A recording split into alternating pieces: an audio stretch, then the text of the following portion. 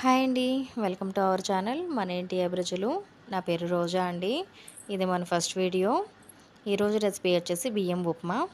దీనికి కావాల్సిన పదార్థాలు: ఆవాలు, జీలకర్ర, మినపప్పు, పచ్చిశనగపప్పు, వేరుశనగ గుళ్ళు, కరివేపాకు, ఉల్లిపాయలు, పచ్చిమిరపకాయలు.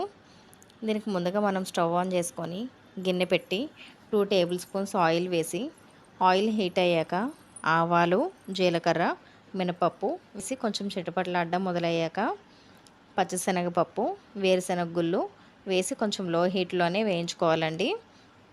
అవి కాస్త వేగిన తర్వాత ఉల్లిపాయ ముక్కలు, పచ్చిమిరపకాయ ముక్కలు, కరివేపాకు వేసి దోరగా వేయించుకోవాలి.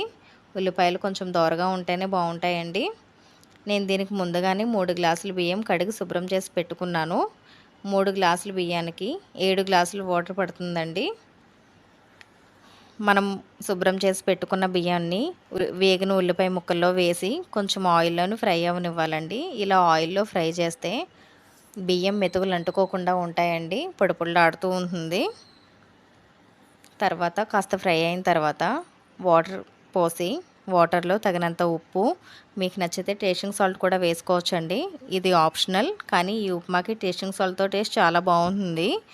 ఇలా కొంచెం సేపు హై ఫ్లేమ్లోనే ఉడకనివ్వాలి. తర్వాత ఇలా వాటర్ కొంచెం ఉండగానే మీడియం ఫ్లేమ్లో పెట్టి మూత పెట్టేయాలి. ఇలా ఒక 5 నిమిషాల తర్వాత మూత తీసి చూడండి. వాటర్ మొత్తం ఎగిరిపోతే ఉప్మా రెడీ అయిపోయినట్టే. ఈ ఉప్మా కొంచెం వేడివేడిగా తింటేనే బాగుంటుందండి. మీరు ట్రై చేసి ఎలా ఉందో కామెంట్ బాక్స్లో షేర్ చేసుకోండి. ఒక కొత్త రెసిపీతో మళ్ళీ కలుద్దామండి. Bye bye.